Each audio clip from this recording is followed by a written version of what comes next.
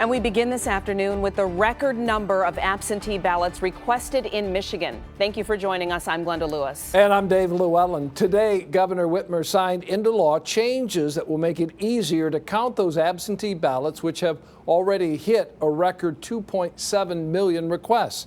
But Secretary of State Jocelyn Benson says the changes don't go far enough. 7 Action News reporter Jim Kurtzner is live outside St. Clair Shores City Hall, where he demonstrated how the system works for us last week.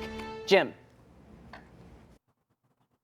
Yeah, the new law says there will be 1,000 of these placed around the state to handle the surge, and that many of these will be under the watchful eye of surveillance cameras for security. New law also says clerks can start prepping absentee ballots a day early, but the Secretary of State says they needed more.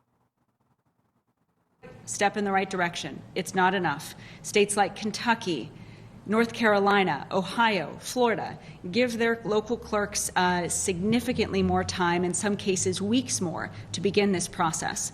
But here we are. As we've shown you, absentee ballots are returned in a security sleeve inside the return envelope. Those sleeves and ballots can now be pulled and ready for counting a day before the election.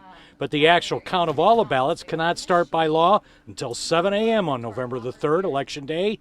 That means final numbers will not be likely known for not just hours, but days.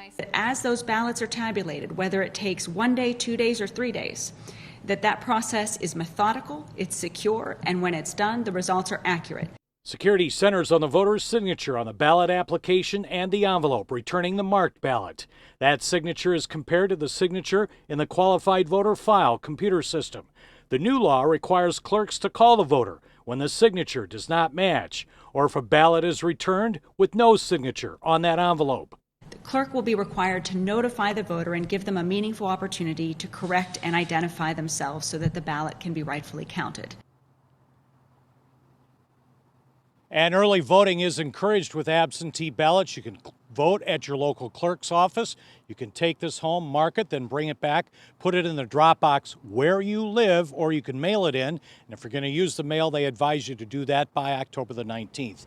Now, coming up next hour at 6, the governor talks about COVID safety concerns. She says state restrictions are still in place for the use of masks and gatherings in groups. That's in spite of the state Supreme Court ruling that her orders last Friday were null and void. What she says about approaching talks with Republicans in the legislature. She's feisty. We'll see you with that next hour at 6. Live in St. Clair Shores, Jim Kurtzner, 7 Action News. Yeah, a lot on her plate, a lot on your plate, Jim. Thank you for the live report there.